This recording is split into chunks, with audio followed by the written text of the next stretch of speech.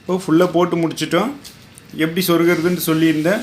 அதை இந்த சைடு வர்றதை பின்னாடியுமே மேலே வர்றது இப்படி ஒன்று விட்டு ஒன்று வந்து இந்த சைடு சொருகுவோம், ஒன்று ஆப்போசிட்டில் இப்படி, அதாவது இந்த ஒயர் வெளியில் வராமல் இருக்கிறக்காக இப்படி மடக்கி சொருகிடுவோம்.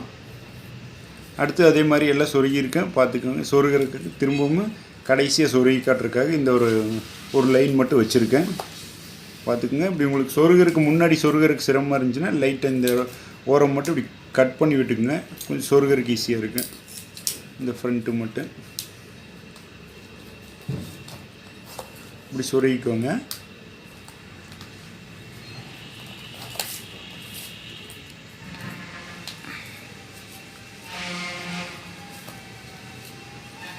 இப்படி முடிக்கிறப்ப பார்த்துட்டிங்கன்னா காட்டுறேன் அப்படின்ட்டு. இப்படி சொருகி முடிச்சுட்டு இப்போ முடித்தோம்னா இந்த இடத்துல இது உள்ளே போயிடும், இது உள்ளே வர்றதுக்கு பத்தாது. அப்போ இந்த இடம் இப்போ வெளியே நீட்டிகிட்டு இருக்கும். அப்போ இது வந்து கொஞ்சம் ஷார்ப்பாக இருக்குது. இப்போ அந்த யூஸ் பண்ணுறதுக்கு நம்ம கொஞ்சம் டிஸ்டர்பன்ஸாக இருக்கும், பார்க்குறக்கு ஒரு நீட்டாகவும் இருக்காது.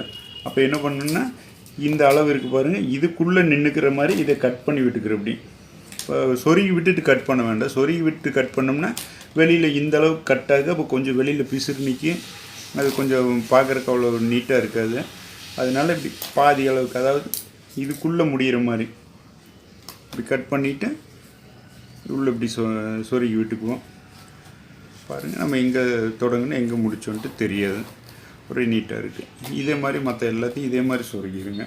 அதாவது உள்ளே மட்டும் இந்த மாதிரி வெளியில் தெரியாத அளவில் இப்படி சொருகி விட்ருங்க.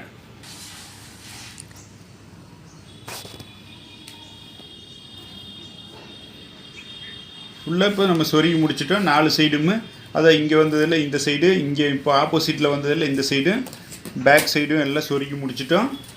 இப்போ பார்த்துட்டோம்னா இந்த இடத்துல இது பாருங்கள், இப்படி நம்ம சொருகின இடத்துல இது ஒன்று மட்டும் மேலே 2 இதில் இருக்குது. இப்படி அதே மாதிரி எல்லா சைடும் இருக்குது பாருங்கள். அதுக்கு எக்ஸ்ட்ரா கூடுதலாக ஒரு 2.5 அடி 2.5 ஃபீட்டு எடுத்துருக்க. திரும்ப இந்த 3.5 ஃபீட்டு 3.5 அடி அப்படி இல்லாட்டி இதை சுற்றி வர அளவுக்கு இப்படி பார்த்துக்கோங்க.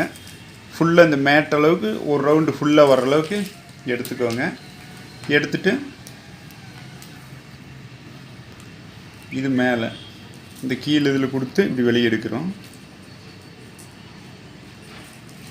இப்படி வெளியே எடுத்துட்டோம். திரும்பவும் பார்த்துக்கோங்க, இது மேலே இப்படி கொடுத்துட்றோம், இதுக்குள்ளே விட்டு வெளியே எடுக்கிறோம்.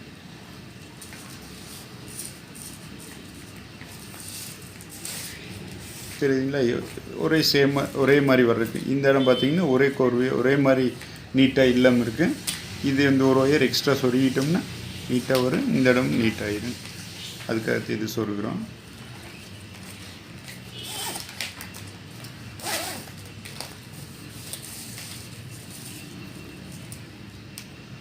இது மாதிரி எங்கெங்கே சுற்றிலையும் இருக்குது அங்கெல்லாம் சொருகிக்குங்க. இங்கே அது மாதிரி இருந்துச்சு, நான் எக்ஸ்ட்ரா ஒரு ஒயர் போட்டு சொருகிட்டேன். இது ஃபுல்லாக சொருகி வந்துட்டேன்.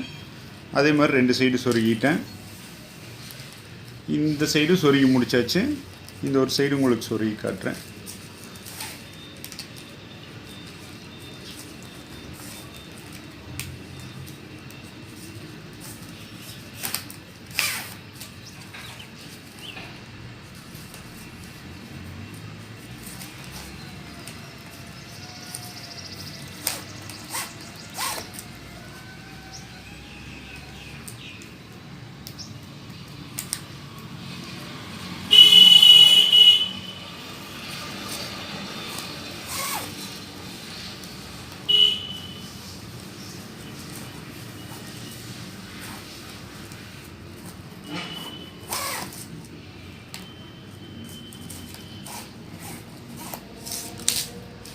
சைடு சொருகியாச்சு. இப்போ எல்லாம் ஒரே மாதிரி ஒரே ஈவனாக நீட்டாக இருக்குது.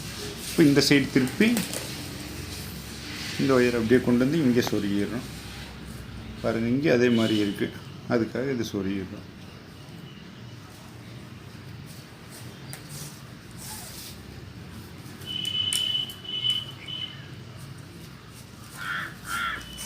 வச்சுட்டோங்க.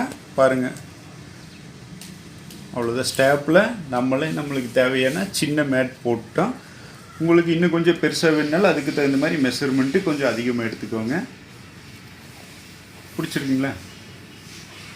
இந்த வீடியோ பிடிச்சிருந்தா லைக் பண்ணுங்கள், உங்கள் ஃப்ரெண்ட்ஸுக்கு ஷேர் பண்ணுங்கள். இது வரைக்கும் சப்ஸ்கிரைப் பண்ணாதவங்க சப்ஸ்கிரைப் பண்ணுங்கள். அது கூடவே வர அந்த பெல் ஐக்கானை ப்ரெஸ் பண்ணுங்கள். நன்றி.